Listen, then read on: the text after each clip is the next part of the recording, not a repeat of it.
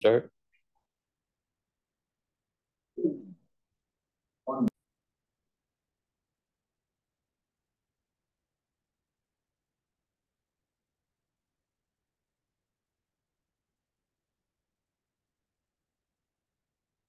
Okay. Good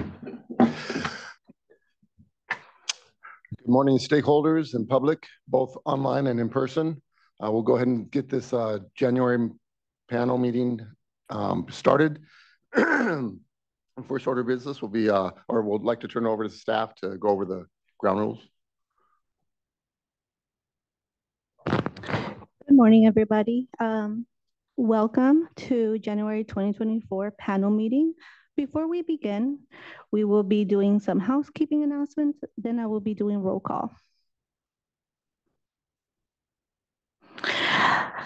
If you are here in the auditorium, in order to avoid persistent disruption of the proceeding, please do not stream via mobile device or connect to Zoom platform, as it will interfere with our recording and sound system. If you are attending the meeting in person and will be presenting or providing comments, please step up to the podium and speak clearly.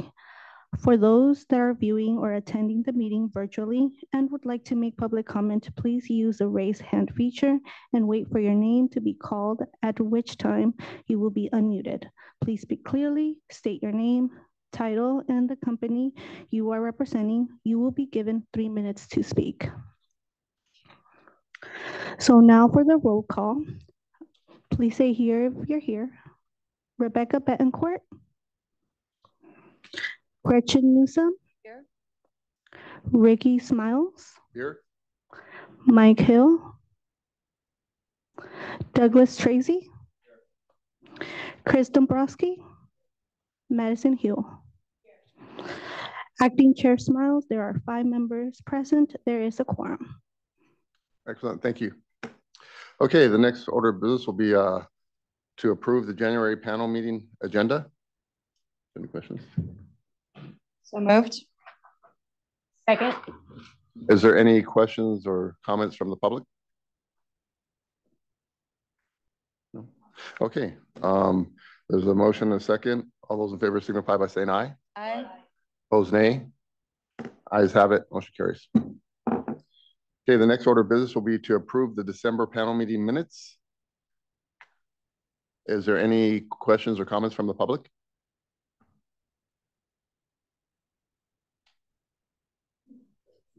Before approval of the minutes, I'd like to see a couple changes, please.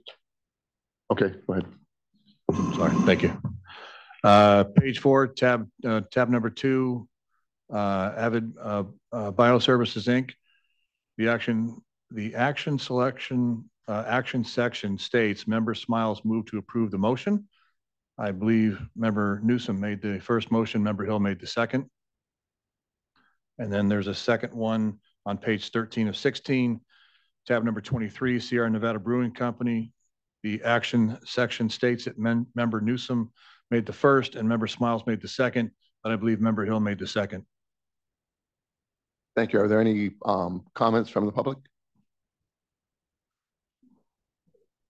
And is motion to approve, please. Second as amended. Okay, there's a motion and a second. All those in favor signify by saying aye. Aye. Aye. Opposed, nay. Ayes have it. Motion carries. Thank you. Okay, at this point, we'll go ahead and turn it over for the executive report to staff. Good morning and welcome, panel members, stakeholders, and staff. It's an honor and a privilege being here with you as we share the common goal of strengthening our workforce and economy through employer-based job skills training. Speaking of which, our website has been updated to reflect new opportunities, chiefly the Paid Family Leave Small Business Grant, which is now accepting applications. Also, in the December panel meeting, $10 million was approved to serve companies in the agriculture and agriculture adjacent industries. In addition to these funding opportunities, I wanted to call out a report that cites the good work our ETP staff does from the Public Policy Institute of California. The report is called Policies for Creating Jobs and Keeping Jobs in California. ETP is mentioned as being effective in creating jobs and showing positive effects on firm employment and on worker earnings and employment stability. So I wanted to give those kudos. That stated, I do want to briefly address the governor's proposed budget from the January 10th, 2024. The ETP will continue at the same allocation level as it did for state fiscal year 2023-24, and more will be updated around that by Chief Deputy Director Jaime Gutierrez. Regarding today's meeting, if all proposals scheduled for this meeting are funding today, the panel will be approving 15 projects to support 3,087 trainees for approximately $2.8 million. Our executive report will continue with the following: a report from General Counsel Lisa Powell on the Bagley-Keene update, a budget update from Chief Deputy Director Jaime Gutierrez, and an action item on the retrainee job creation program. Review and action on proposals will be presented by the following managers: Kellen Hernandez, Chris Hoover, Jana Lazarevich, and Heather Miguel. That concludes my part of the executive report, so I will hand it over to Chief Counsel Powell. Thank you. I am Lisa Powell. I'm the General Counsel of the Labor and Workforce Development Agency. I'm subbing in for Mac since he cannot be here today. The main thing that I have, aside from any reminders for public comment or what have you during the meeting, is to update you on recent legislation that has made some changes to the Bagley-Keene Act. As you know, there were COVID-era remote meeting flexibilities that have recently expired. For panels that have been remote since the beginning of the pandemic, they may experience the new legislation as restricting their flexibility. For ETP, because you have been back in person for some period of time now, this will actually give you some potential extra flexibilities that you can determine whether are needed or needed in particular circumstances. So SB 544 was signed into law in September 2023, went into effect January 1, 2024. It allows state board meetings to be held by teleconference under certain circumstances. So the basic rule, and there's a lot of like iterations of possible configurations here, but the basic rule is that if a majority of the members, so currently here a quorum of 5 is in the same location, remote attendees can participate. So for example, if there were 5 present and someone wanted to attend but was ill and it was better to attend remotely, they can attend in a remote location similar to what would happen during COVID. And the locations don't have to be noticed or open to the public. They do have to be on camera. If a majority of the members cannot be in one location, there are also options for sort of teleconference with multiple locations open to the public. So you could have 2 locations which collectively have a majority of the members. If you wanted to have, say, if there were 4 members who could make it to Sacramento and 2 members who wanted to participate in a location open to the public and noticed in Southern California, for example. So that is a possibility under the new version of the Act. There's also a proviso that's intended to allow greater participation in state bodies by members of the public who have a disability. So the quorum that is required to be in person or in a teleconference location can include a member who's participating remotely if they basically get a disability accommodation from the panel, and there's a process in the statute. So if you have any members who say to you, I need to participate remotely because I have a disability, just be aware that there's a process for that, and that is a possibility under the new statute. Some additional little notes on some of the provisions. if you're participating remotely, you can do that under the sort of framework I just said. You have to be on camera. If there's a technical difficulty, like you didn't anticipate being remote, but you got sick and your camera's not working, it has to be, that's allowed if it's based on technology and it's announced in the meeting. So you would have to announce like to the public that member so-and-so is participating remotely and can't have their camera on because of a technical difficulty. There's also a requirement that a remote board member has to announce publicly if there is any adult in the room with them and their relationship to that individual. There's a requirement that votes have to be taken by roll call. So I think there's little legal risk for all saying aye for adopting the minutes, for example, but technically you're supposed to have a roll call for all votes. And there are requirements for public participation remotely, but you guys, I think, are all up to speed on doing that. So I don't think you'll need to do anything to incorporate that into your practices. And in the event that these requirements aren't met, the statute requires adjournment or postponement of the meeting for a time when they can be met.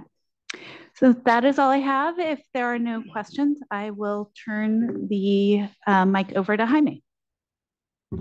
Great. Thank you very much, General Counsel Powell. Good morning and welcome panel members and stakeholders.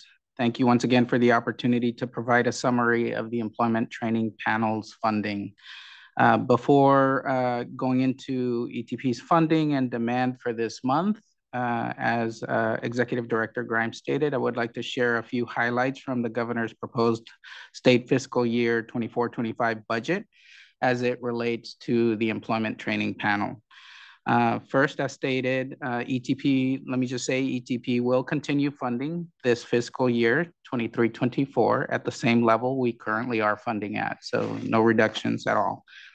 Second, and additionally, I guess, the Employment Training Panel Budget Authority is proposed in the state fiscal year 24-25 year as $122.9 million, which is at the same level as it was essentially this year. And the third and final item is that there is a line item that states that $100 million will be repurposed from the Employment Training Fund to help reduce the state's $37.9 billion shortfall. So let me just say, thankfully, ETP is in a very fortunate position that we have built up a healthy reserve over the last couple of years, and we are able to contribute to the budget shortfall while continuing to serve our customers at the same level. So that will not impact ETP going into next fiscal year, which is great for us. So going into this month's funding and demand, as Executive Director Grimes stated, today's panel meeting is for approximately $2.8 million. That includes 8 proposed delegation orders for a total of $485,392. As most know, delegation orders are proposals capped at $75,000 and approved under the delegated authority by the director on a continuous flow basis. For this fiscal year, ETP has approved a total of 27 delegation orders. And if all proposals scheduled for this panel meeting are funded today, the panel will be approving 15 projects. Regarding the demand, we do have 110 applications currently in demand. 61 applications are with the regional offices for development. 20 applications are under review by the application assessment unit. And 29 submitted applications are pending review. The estimated value of the 110 applications is currently at $20.5 million and breaks down as follows. $15.1 million in demand for single employer contracts, $110,537 in demand for small business, $2.9 million in demand for multiple employer contracts, $2.3 million in demand for apprenticeships, and zero demand currently for critical proposals. We are currently within our total allocations for this state fiscal year 23-24. That is the final portion of my report, and similar to last month, we do not have a consent calendar this month. So once again, I thank the panel members at this point and would like to hand it over to Chair Smiles for the next topic on the agenda.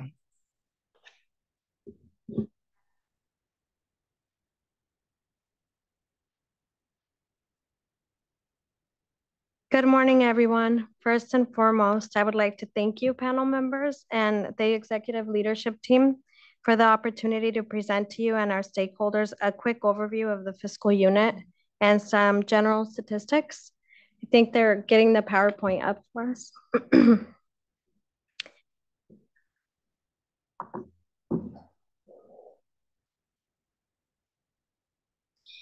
I intend on keeping this presentation as short and entertaining as this type of information can possibly be, as I do understand not everyone is as enthusiastic about all things fiscal as I am, but you know who is? The rest of the fiscal unit. I would like to formally introduce myself first. My name is Marcela Loza, and in my role as the manager of the fiscal unit, I report directly to the Chief Deputy Director, which you already heard from today, Jaime Gutierrez. I also get the privilege to work with the following talented analysts: Carrie Uda, Hong Nguyen, Deborah Rivas, Safdar Kandro, Michael Galang, and Monica Linthesak. This is a great team of analysts that continuously put their best effort forward and really believe in the employment training panel program.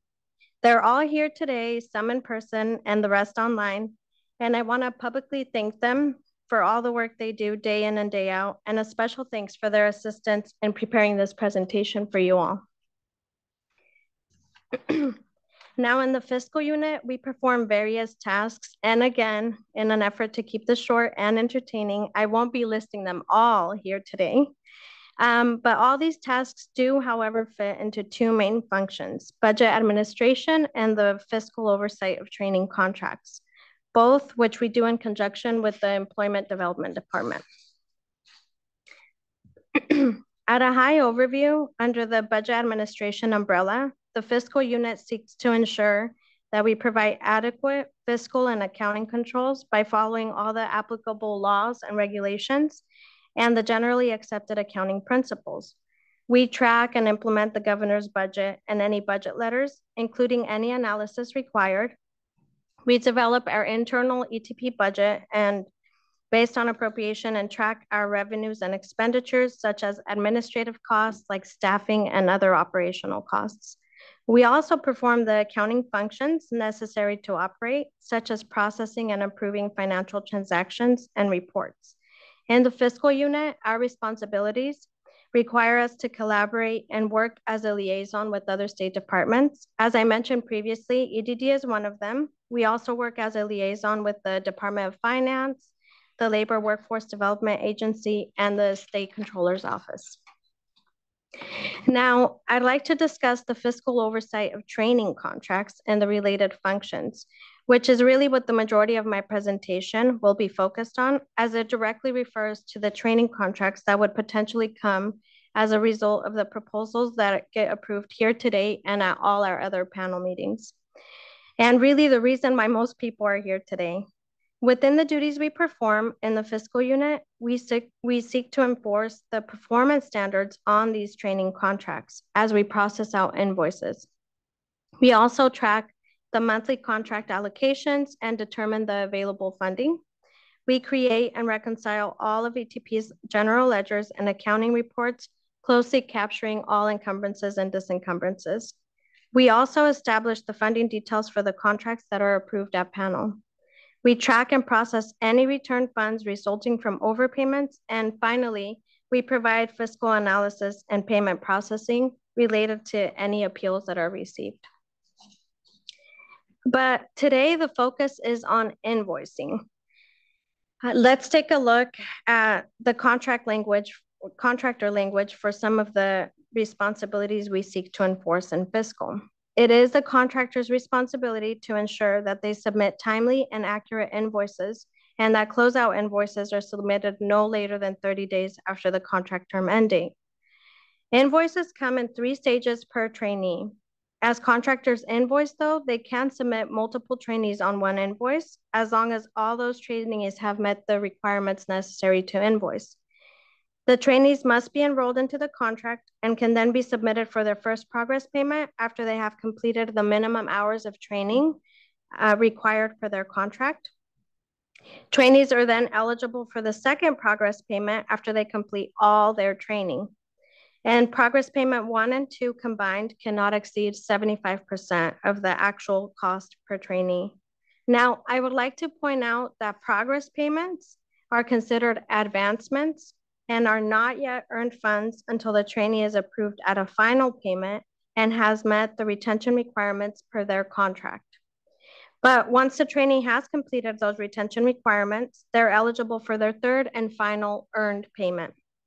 The closeout invoice is really just the last final invoice that is used to close out the contract and remove any trainees that didn't meet all requirements, as well as reverse any advancement funds that weren't earned.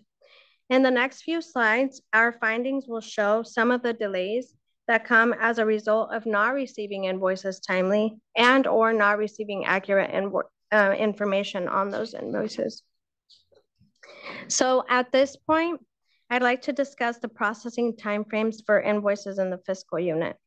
Ideally, invoices are processed on a first in, first out basis, and the target processing time for progress invoices is within 15 days of submittal. And for final and closeout invoices, the target processing time is within 60 days of submittal. As you can see on the table displayed, our actual processing timeframes reflect some delays because only 55% of progress payments in the data set used for this presentation were actually processed within the timeframe, but only 29% of final and closeout payments were processed within the target timeframe. And please note, the processing times displayed do not include mailing times. After the payments are approved in the fiscal unit, they get sent to EDD and the State Controller's Office for final processing and payment and check issuance. And payments should be received 15 days after that. Now, let's take a look at some invoice submittal statistics. On here, you can see the percentage of invoices that were received in the first year of the contract, the second year of the contract, but the number that we wanted to highlight is the percentage received after the term end date. This speaks to the invoices not always being received timely. Now, we understand that the contract allows for the invoices to be submitted up to 30 days past the term end date of the contract, but we also wanted to take this opportunity to share that based on the criteria of when you can invoice for progress payments and even finals in order to qualify and earn the funds, remember, some sort of retention period has to be met after the trainees have completed their training, and this retention period has to be within the term of the contract. Therefore, in most cases, all training should really be completed up to 90 days prior to the contract term end date to allow for that retention period. And at that point, the progress payments can be submitted. Yet, we see that 10% of the progress payment invoices are actually submitted after the term end date, and 41% of the final and closeout invoices were received past the contract term end date as well. This late submittal of finals and closeouts will especially impact any contractors that are seeking to enroll those trainees in the next contract because of the time it then takes us to process those invoices. Now, the fiscal unit identified some reasons for common delays that we would like to share with you all. For progress payments, out of the 402 that were processed within the timeframe analyzed, 68% actually had no issues or delays. And the common delays for the other 32% were either from technical issues or delays related to the fiscal year and reconciliation period at EDD and the State Controller's Office, which usually takes place in the middle of June and goes until the end of July. There were also some delays that came from revisions that we needed to be finalized prior to issuing payments. Then there was some external delays, which are underlined on the screen. And those were either from incorrect or incomplete data submitted. And as a result, the invoice could not be processed as it was received. Such as the payee data record documentation, which is the form that is required for any business to receive payment from the state of California. That's standard 204 and 205 form. Sometimes that meant we just needed the form to be updated due to a recent address change, and there were delays in the back and forth to get that completed. There were also some delays that arose from trainee hour issues, such as trainees had more than 8 hours entered in one day, and we had to verify if this was correct or duplicate hours were entered. For final and closeout payments, our analysis showed the same reasons for common delays that were referenced above for the progress payment invoices. And in addition to those, more time was required due to the availability of reported state wages for verification. However, we want to point out that for finals and closeouts, out of the 188 that were approved in that time frame, 45% were linked to external issues. And again, those have been underlined on the screen. That means almost half of them are impacted by a missing standard 204, trainee hour issues, certification statement issues, special review requests. And because of this, we want to give the following recommendations to reduce delays. Contractors can help avoid delays in invoice processing by submitting invoices timely and with accurate information. We also recommend that revisions to shift funds are not submitted within the last 3 months of the agreement if it can be avoided. Contractors should inform their monitors right away if the address changes and complete the standard 204, 205 form so that by the time they invoice, all of that is already on record. And contractors should be proactive with billing and review trainee hours using the reports available in the CaliForce system and work with their monitor to ensure that any hour discrepancies can get corrected. The trainees should be reviewed per job throughout the life of the agreement, and that would help contractors bill as soon as trainees are eligible, because we actually see that a lot of them are held until the end, even though they were eligible sooner. This would help ensure we can catch and correct any hour issues early on and prevent those hour delays. For the delays associated to certification statements, we recommend that those certification statements are submitted to ETP as soon as possible.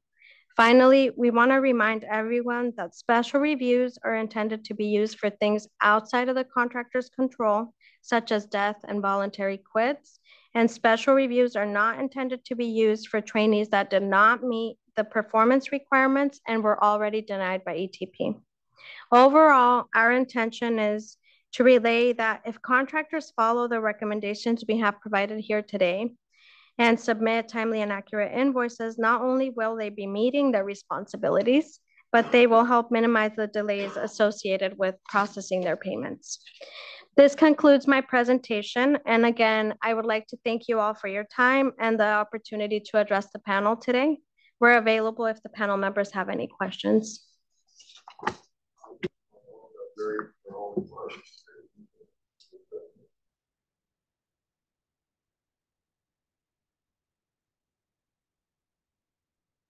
Going to take these recommendations and consistently convey them to all of the contractors on top of their check sheet. Then this is how to be the best. Perfect. Thank you.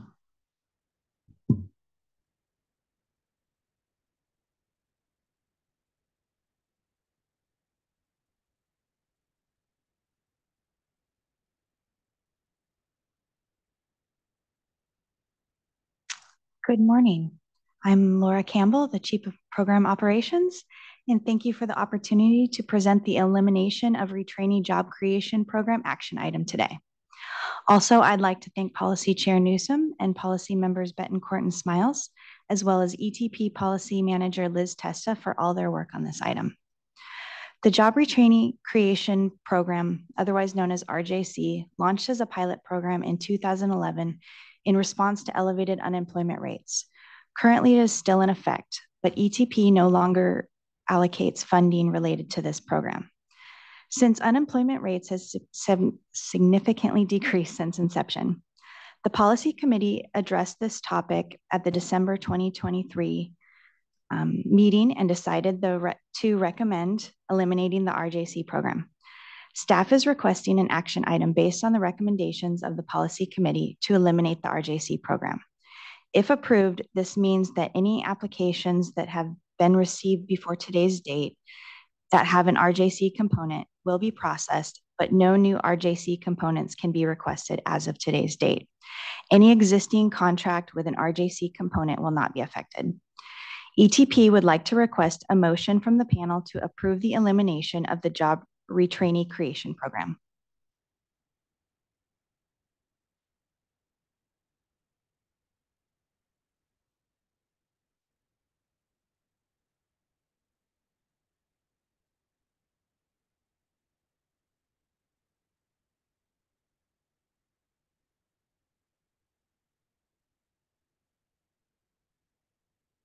That helps. Okay, so are there any comments from the public regarding this motion? No public comments. Motion to eliminate the RJC program. Second. Okay, thank you. There's a motion, a second, to eliminate the RJC program. Any questions from the public or online? No. Okay. There's a motion, a second. All in favor signify by saying aye. Aye. Aye. Those against? Ayes have it. Motion carries. Okay, the next order of business is the, where are we at? Oh, I'm sorry. Okay, so we have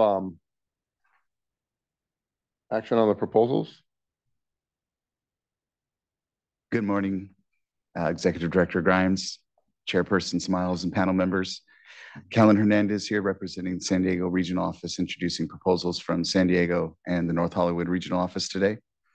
If you'd please turn to tab number 1, Walter Anderson Plumbing, Inc. has withdrawn from the January 2024 panel meeting, and the company plans to return to a future panel meeting.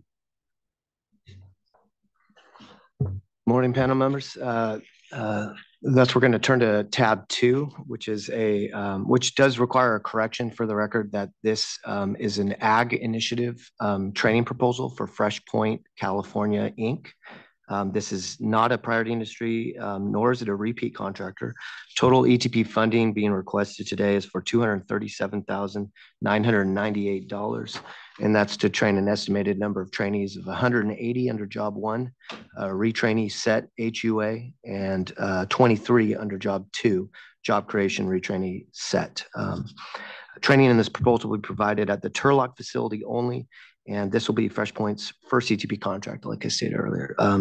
And here today to answer any of your questions are the company rep and its subcontractor.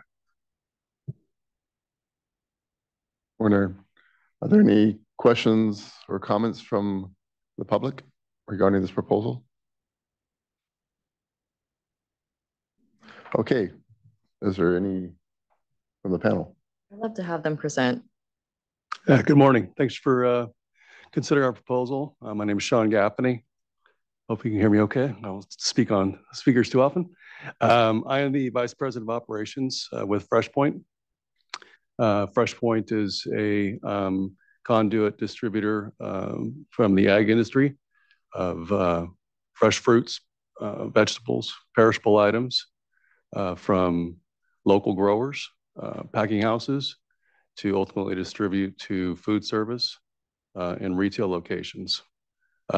Most of our customers are what we refer to as end users.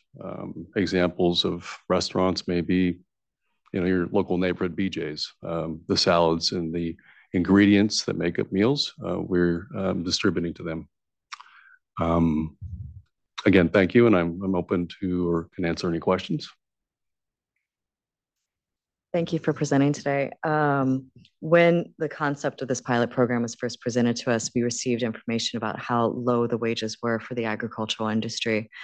An average hourly wage of $12.13 an hour. Your wages are significantly higher than that, but I'm also noticing a sizable turnover rate of 9% for your workforce. And one of the components that we spoke about at great length when this pilot program was kind of moved forward was the concept of encouraging worker voice and supporting worker voice, so that workers have a voice in the workplace for how they're being treated, safety issues, wage progression. What is your concept and interpretation of that? We utilize something we call whiteboard sessions, where it's very small groups from different departments. And the subjects could range from, to your point, either equipment, working conditions, upcoming customers, scheduling. It's really an open forum that takes off organically. And then action items are taken from that. And we work to improve based on the feedback that we receive. Does it include individuals from the entire gamut of the operation, from the very entry-level worker that's working themselves up to their managers, and then the other concept of that? I didn't hear the first part of your question. Does it include all different kinds of workers, from those that are just starting with you, entry-level worker, maybe like the lowest paid, to supervisors and others? That's correct. They're all involved interactively with the process.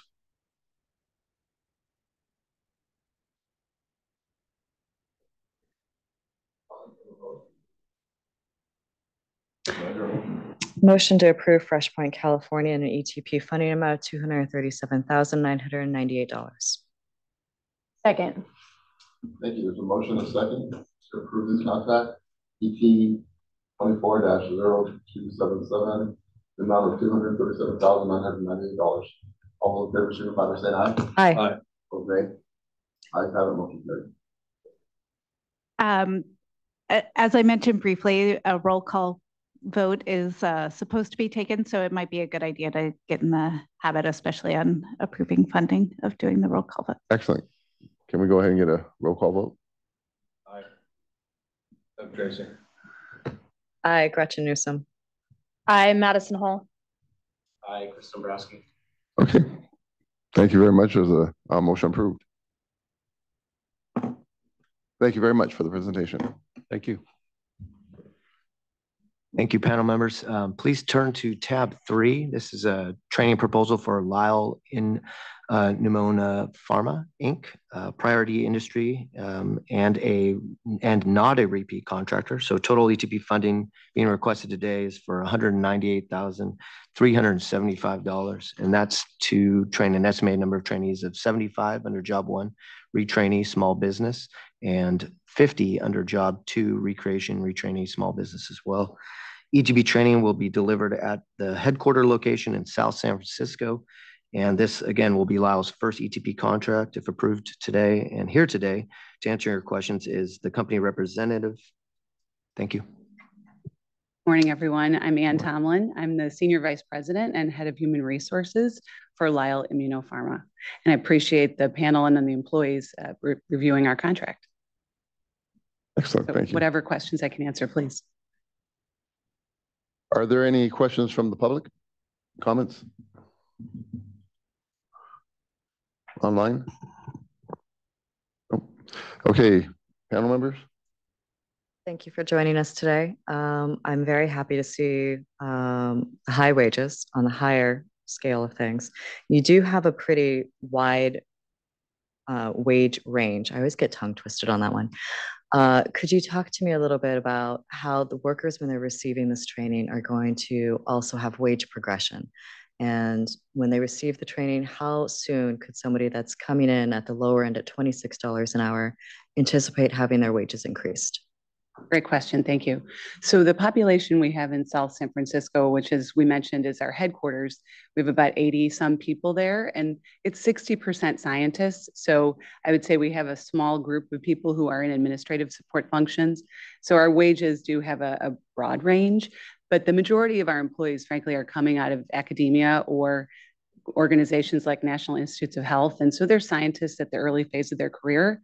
And so I would want to speak to them first as our biggest grouping. We're giving them, with this funding, professional skills training that will help them progress within the organization. And then I think that's also governed through a performance management and a talent management process. We do promotional reviews on an annual basis, actually twice a year, in March and in October.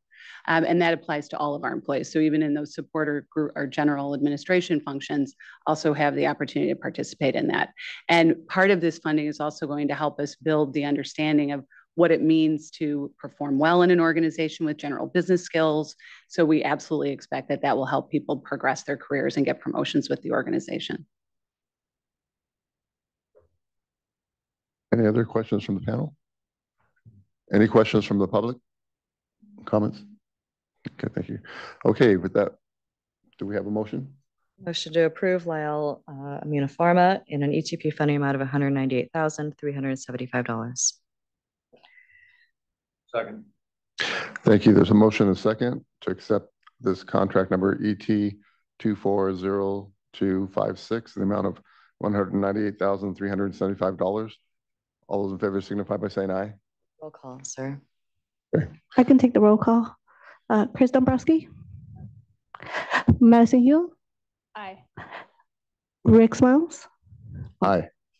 Gretchen Newsom. Aye. Douglas Tracy. Thank you very much. Motion approved. Thank you very much. Next item. Next up is tab 4. This is a proposal for Apex Site Solutions, Inc., doing business as Apex Site Solutions. They are a repeat contractor requesting $172,615 to train 114 workers, which includes 35 new employees. Training will take place at the company's location in Elk Grove, and representatives from Apex Site Solutions are here to address any questions. Good morning. My name is Jeremy Elmas. I'm the CFO at Apex Site Solutions. We achieved 100% on our first contract with you and are looking forward to participating with you on this second contract as well. I'm here to answer any questions you may have. Excellent. Thank you very much. Is there any comments from the public? Panel? I have a few, sir. Sure. Okay. For your occupation titles, of the ones you've stated, which ones are construction workers? So because you're constructing cell towers. Correct. Yep. And in building. So all of our field crew are construction workers. And so their wages are significantly lower for construction industry itself. And usually we see construction wages with a post-retention wage of $30.90 an hour. And yours is either 19 for the job creation initiative and job number 2 or $22.55 an hour. For the field crew members, I want to move their wages up. And then I would be comfortable with having the other wages remain in the proposed wage ranges that you've included in your packet. Is there, I'm sorry, I'm not sure. We're open to that proposal, absolutely. Was there a specific request? The specific request is to move the wages presented for the field crew from where you've proposed to pay them only $19 an hour to $30.90 an hour, which is typical of construction.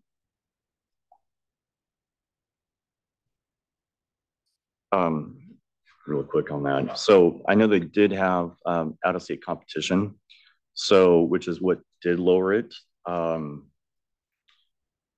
Basically asking, so $30.90 would include benefits, which would bring that down to $28. Yes. Maybe I could give you a little background on kind of how our organization works. The majority of our entry-level workers come in with virtually no experience. We actually pride ourselves on moving them fairly quickly up the ladder. We have 3 different classifications for our field workers. Very novel numbering system. Tower Tech 1, Tower Tech 2, and Tower Tech 3. We hand them an OJT book when they start, and within 6 months, we work on trying to get them to the second level, and within 12 months to the third level. So we do progress their wages fairly rapidly. I guess I'm not completely familiar. We certainly, I don't believe, would be starting them at $30.90, and I'm not certain, I guess, exactly whether that would be an average over their time span, because they certainly could get to that level in not too long, but I'm not sure what the full impact would be. At the end of 2 years. So they would need to make $30.90. So 2840, 2 years from now. So I think these could comfortably do it. And I think these, from what you'd said the other day, I'd say yes. Okay. Well, given my expert here, I will take his advice and say, yes, we can do that. Very smart man. Thank you. Okay. Are there any other questions by any of the other panel members? Any public comment? I'm going to look to staff for guidance on how to make this motion so I don't mess it up. Jana, you're nodding the most out of the staff. Like Jan, you're on deck. Jana on deck. So without making, if I was to entertain a thought so that I would move to approve this with their funding amount, but with the caveat that they move the post retention wage for the job classification of field crew to 3090. So it would almost be creating another job. Correct.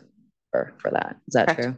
So you want to leave the post-retention wage the same for the other occupations, but you just want to increase the field crew.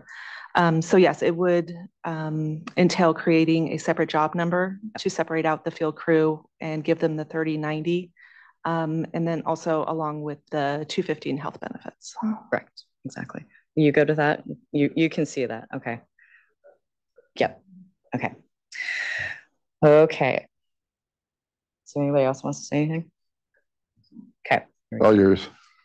Motion to approve Apex Site Solutions, Inc., DBA Apex Site Solutions in an ETP funding amount of $172,615, with the caveat that we create a new job number 3, thereby moving the field crew occupation title with all those trainees to the new job number so that their post-retention wage is $30.90 and they are allowed to use the healthcare benefits to meet the post-retention wage. Second. Okay, there's a motion second. We'll turn to the staff to do a roll call. Chris Dombrowski. Madison Hill. Aye. Rick Smiles. Aye. Gretchen Newsom. Aye. Douglas Tracy. Thank you very much. Thank you. Motion's approved. Okay, next up we have tab 5. And Bell Brothers Heating and Air has withdrawn from the January 2024 panel and will go to a future panel meeting. You will please turn to tab 6, Keycode Media Inc., DBA Keycode Education. They are a repeat contractor requesting $461,250 to train a total of 375 retrainees. Training will take place at Keycode Education's locations and at participating employers' locations in Los Angeles, Orange, San Francisco, Marin, and San Diego counties. Representative from Keycode Education is present to answer any questions from the panel. You have the floor. Good morning. I'm Veronica Warner. I'm the education manager at Keycode Education. We are a vocational training center that focuses on creative, operational, and technical training for the film and entertainment industry.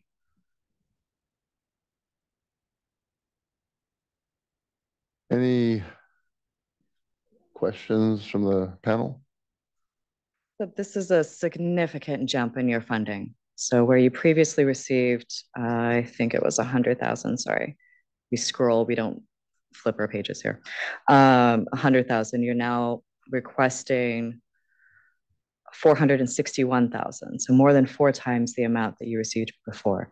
So I'd like you to elaborate a little bit more on the reasoning behind that significant jump and what you're going to do to achieve success and making sure that you reach 100% of that.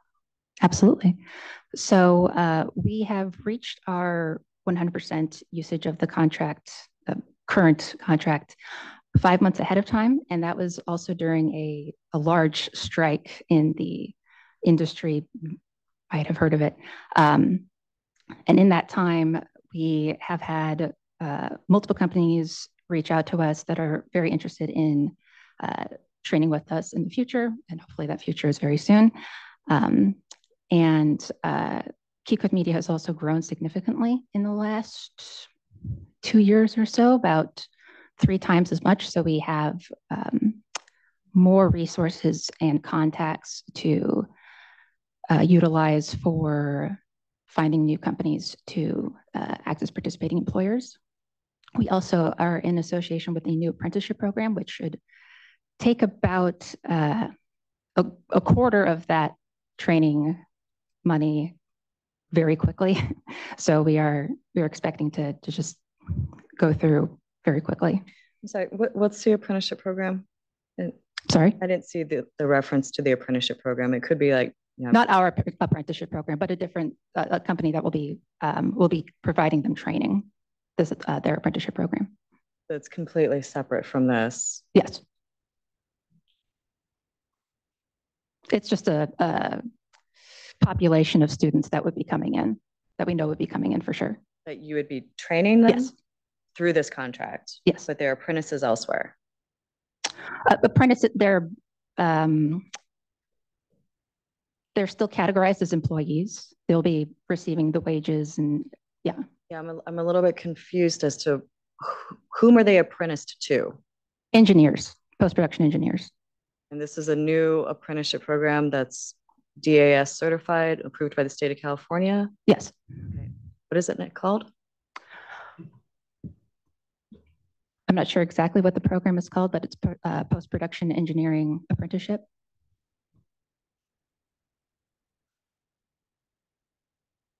May not be aware of this, but our apprentices are not allowed to be double counted for different contracts. So if they're coming into yours and they are receiving apprenticeship funds through maybe another contract, that's what I'm worried about. An ETP contract? Looking to staff, possibly, yes. Oh, no. So we do not have any apprentice programs in the media or post-production space that I'm aware of. You're absolutely right, panel member Newsom, that if they were enrolled in a project that we were funded, they would not then be able to be enrolled in the Keycode project. So it seems to me as if there would not be a duplicate in that way, but I was not familiar with that program either. So from the staffing end, we'll look into that and make sure there's no overlap there. What would you like me to go over?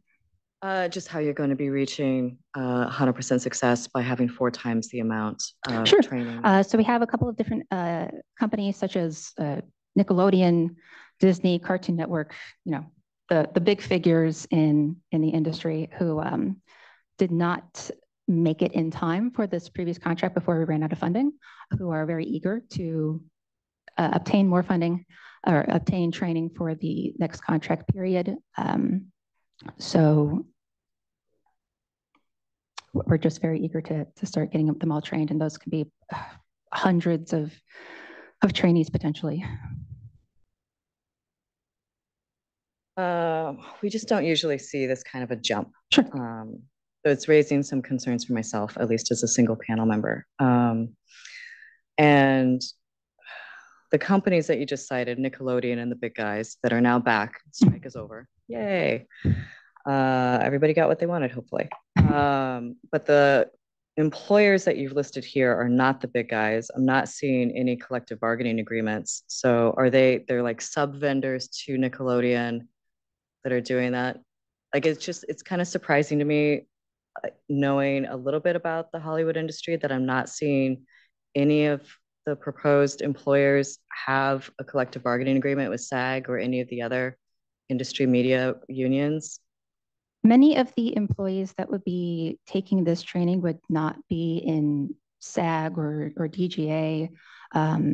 They, depending on the particular position, like a post-production engineer, there's no set union for that, or like a color grader, there's no union specifically for that. SAG represents the colorist too. Okay. So I raise that because I can see included in your proposal are some what look to be a wage range that's pretty low for a colorist. like $21 an hour for a colorist is very low in the industry. So can you talk to me about their wage progression? They receive training through you. How soon can we anticipate that their wages are going to increase? Absolutely. So the lower end of that wage allotment would just be for people moving into that particular position, kind of in an entry-level way. Maybe they were a post assistant or otherwise a production assistant, who are learning while in the same company, as opposed to being an established color grader or editor or what have you, with that experience under their belt. So with our training, we have very specific training for different programs, whether that be DaVinci Resolve, which is one of the biggest color technology providers. So we have different certifications involved, whether that be for advanced color grading or finishing or what have you, Fusion, Flame, Fairlight. We can get into the weeds of that. But yes, with these certifications, the employers are more likely to streamline their ascent into a higher position. And they're all aware of also the needs for the wage requirements and are happy to do that with their new skills.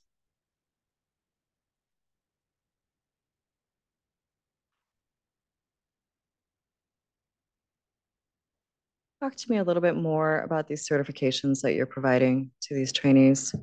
So are they able to carry that certificate elsewhere to a future employer or future job? Yes, so we have two different kinds of certifications. One is our proprietary certification, so it's KeyCode Education Certificates. These are available for every single class that we offer.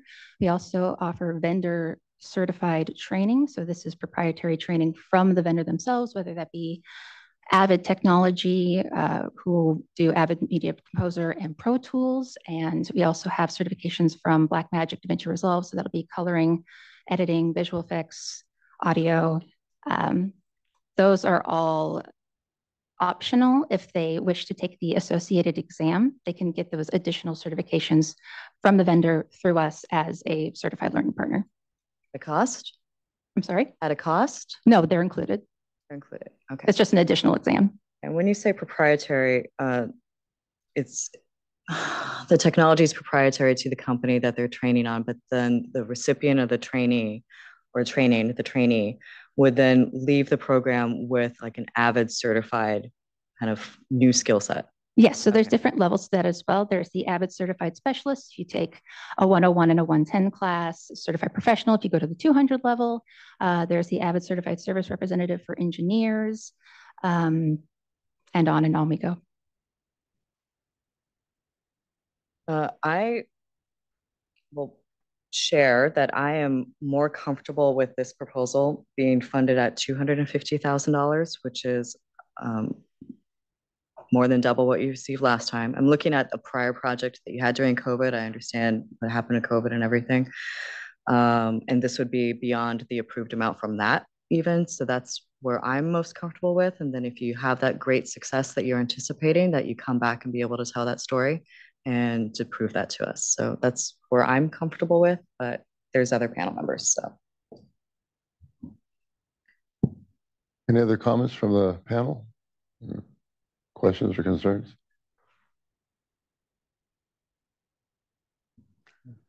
Do we have a? Looking at staff, you probably anticipate what I'm going to do right now with this motion. Nobody's raising any red flags right now. I don't see any raised. We need to get one of those for me. Okay.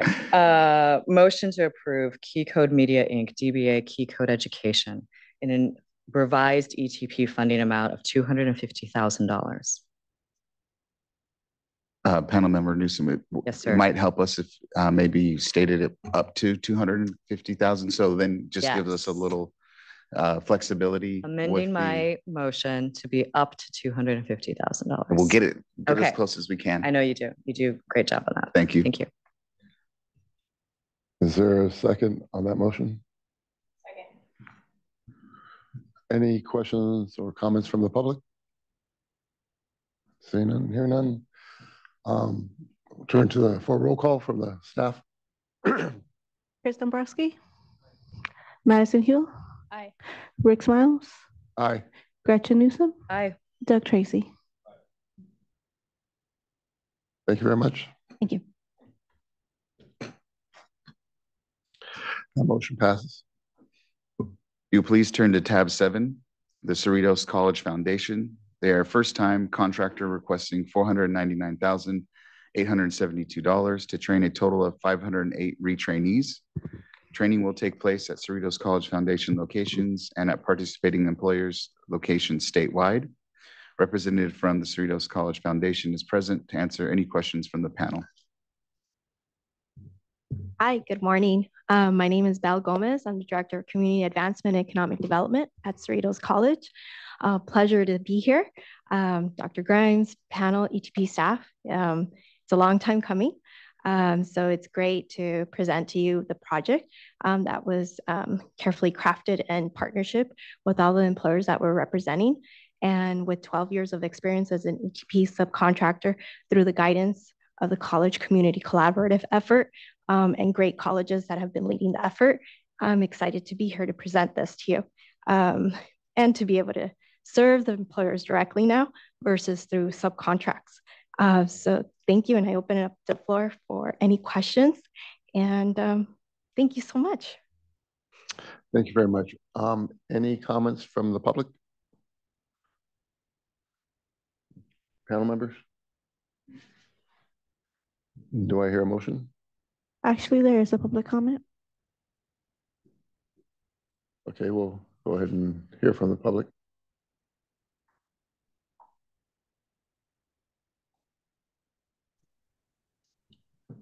Well, good morning, panel. This is Annie Rafferty with Butte College and our Upskill Collaborative. I just wanted to support and congratulate Cerritos College working diligently with El Camino over the 12 years and pleased to see Belle presenting this project and growing that area. This is the model that we've worked on for a significant amount of time with ETP, and glad and happy to see this project forward. So just wanted to share the support, and looking forward to seeing the outcome of an approval of this project. So thank you for the opportunity to share a comment. Thank you for your comment, Annie. So do we have a motion? Motion to approve training proposal for Cerritos College, ET24-0304, in the amount of ET funding for $499,872. Second. Okay, thank you. There's a motion and a second. We'll turn it over to staff for the roll call. Chris Dombrowski. Madison Hill. Aye. Rick Smiles. Aye. Gretchen Newsom. Aye. Doug Tracy. Excellent, thank you. Thank you so much. And I also want to do a shout out to my staff. Thank you for holding down the fort. Cindy Lowe, you're the best. Thank you, everyone. You will please turn to tab 8, the Industrial Council of the City of Commerce, California. They are repeat contractor requesting $694,950 to train a total of 565 retrainees. Training will take place at the Industrial Council's locations in Los Angeles and at participating employers' locations statewide. Representative from the Industrial Council is present to answer any questions from the panel. Thank you. Go ahead. Good morning. Good morning, everybody. My name is Robert Taylor. I'm the Executive Director for the Commerce Industrial Council Chamber of Commerce in East Los Angeles. We were actually established in 1959 before the city was actually incorporated. So we're well known, we're very well established in the city. You've been kind enough to approve us for 3 previous multiple employer contracts, and we take it very seriously. We love the program. The companies we work with really feel that they're benefiting from the program. Our performance has been good. The current contract we have is already 88% complete. So obviously we hope that you'll look favorably on our most current application, and I'm here to answer any questions you may have. Could you elaborate on how you're going to reach 100%? I just want to have assurances that you're going to get to the 100% on your current contract. We will get to 100%. Yeah, that's the latest I had the information, but obviously I can tell you now that we've already checked that and we will reach the 100% on the current contract. And since this is not your first go around at this, could you elaborate for me about the real worker stories, like specifically the technicians that you're training and their wage progression and what this training means to them and their bettering their quality of life? Well, it's very diverse training. As we've grown, you can see from the list of employers that we're working with, their requirements, whether it's manufacturing, business skills, the requirements are growing, and that's why we take this seriously, because we obviously have to fulfill the now more diverse requirements that we're getting from these companies at all levels.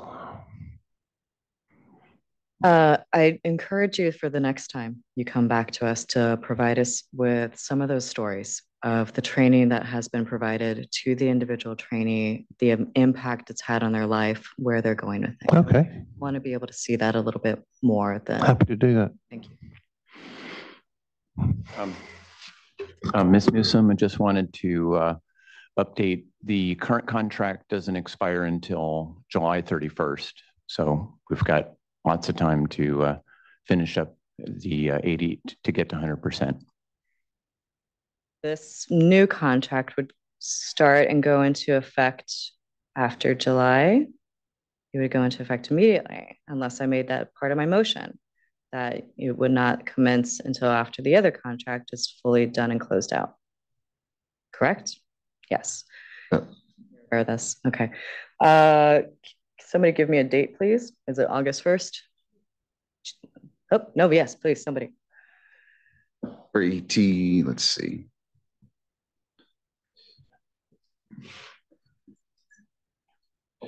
Yeah. If the funding is coming from the current fiscal year, it would just have to be before June 30th, so that we could have the funding come out of this fiscal year. I could, in theory, approve this contract today at the full amount, but the contract to commence July 1st. It wouldn't be. It would have to be prior to July 1st. Yes. June 30th. Yeah. Love that date. Okay. Okay, so are there any comments from the public?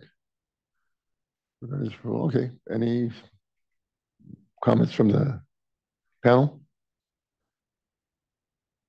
Okay, do we have a motion? Motion to approve the Industrial Council of the City of Commerce, California, in an ETP funding amount of $694,950 with the contract to commence June 30th. Second. Okay, there's a motion and a second, and we'll turn over to staff for a roll call. Chris Dombrowski. Madison Hill. Aye. Rick Smiles. Aye. Gretchen Newsom. Aye. Doug Tracy. Thank you very much. Thank you all very much. Good morning, panel members. Please turn to tab 9. Here we have a proposal for Ryder Berry Farms, Inc.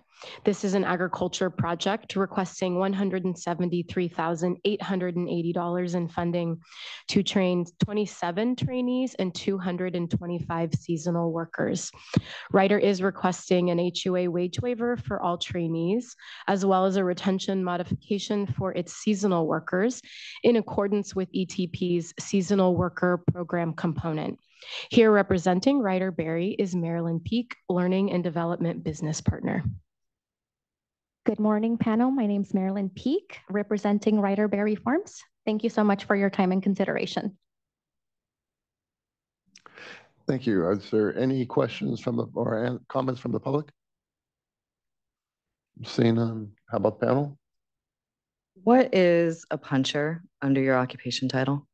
Yes, a puncher is someone that works at the crew level and helps check the quality of the produce that or the fruit that is picked to ensure that it aligns with standards, and that they're also responsible for ensuring that the feedback is provided to harvesters on that quality and ensuring that it meets weight requirements, and also ensuring that all crates are counted accurately so that our harvesters can be paid accurately. Good. Next question. The seasonal worker component, I understand this is an agricultural proposal. I grew up in an agricultural community. But there is a level of uncomfortableness for myself, significant number, most of the employees that you're providing this training for were seasonal workers and anticipating only 3 months of employment with you. That's what it looks like, and that's what it appears in our proposal. Can you talk to that a little bit more? I'm very worried about the workers. What is the future for them? Where do they go from there? Panel Member Newsom, if I may interject here, and my apologies that this was not included in the proposal. This came up during the development discussions, and recognizing that 3 months is a very small amount of time. Ryder Berry actually employs their seasonal workers for approximately 10 months every year. There's actually a very short window in which they are not working for the company. So aligned with our agriculture upskilling of farm workers, Ryder really wanted to focus on ensuring that they were providing critical skills training for those seasonal workers. Yes, that is correct. And looking at just the season of berries, it is approximately 10 months.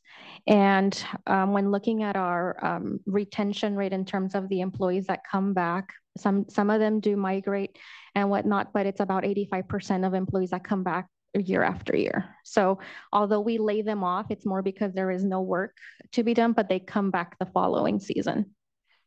Can you elaborate for me on what that looks like for those individual workers that are laid off after the 10 months? Of like, are you providing them with like unemployment opportunities or resources for how they're going to get themselves through 2 months before they can come back again during the next season? Yeah, so since we laid them off, they are eligible to apply for unemployment benefits.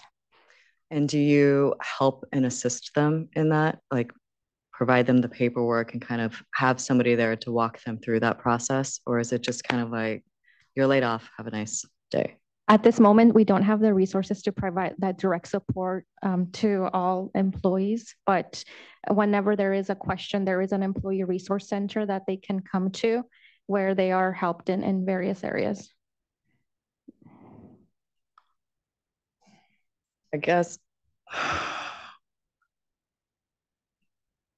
I would encourage you to connect them with the resources a little bit better, to take that onto yourself as a good employer. Thank you. Yeah.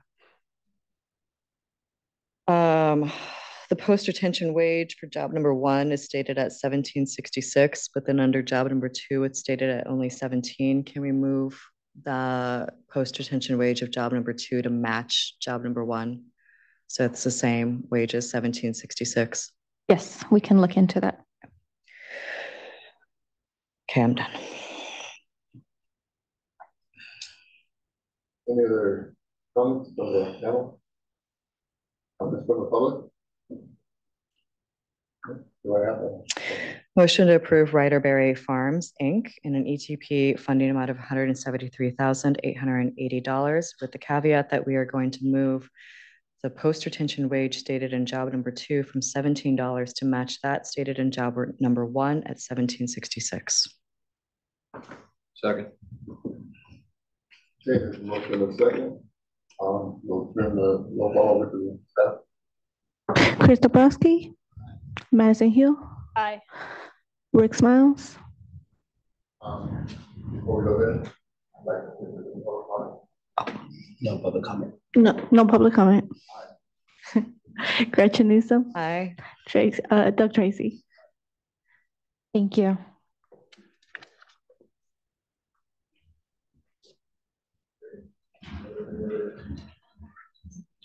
Do we have any other proposals? That's it? Good deal. Okay. Opportunity now for the panel members to request any agenda items for future panel meetings? None? Okay, how about some public comment on matters not on the agenda? We have a public comment.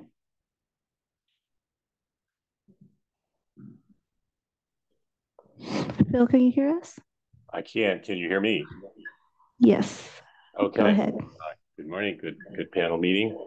Just want to make a comment about the reallocation of the rainy day fund for ETP of $100 million going to pay for essentially interest on a UI loan to the feds. This allocation hurts me deeply. This is the program. This money is for the program and for employers, MECs, JATs, all of us that apply for this funding. We were cautioned about this years ago by my colleague, Steve Duché. I would encourage the panel to look at how we can prevent this in the future. One, obviously, is to look at the allocations that we're providing to applicants, but I just wanted to share how frustrated I am with this, like this kind of ripoff of our money. So not happy about it. I know it's good that we have the horses to pay it and be part of the solution for the governor's budget, but this is ETP's money. This is your money to allocate to good applicants. Thank you very much. Thank you for the comment, Phil. Are there any other public comments? No further comments. Any items the public would like on the meeting agenda? Future? No? Okay. Is there a motion to adjourn? Motion to adjourn. Second, shortest meeting ever. There's a motion and a second. We'll turn to the staff for roll call. Chris Dombrowski, Madison Hill. Aye. Rick Smiles. Aye. Gretchen Newsom, Douglas Tracy. This meeting is adjourned. Thank you, everybody.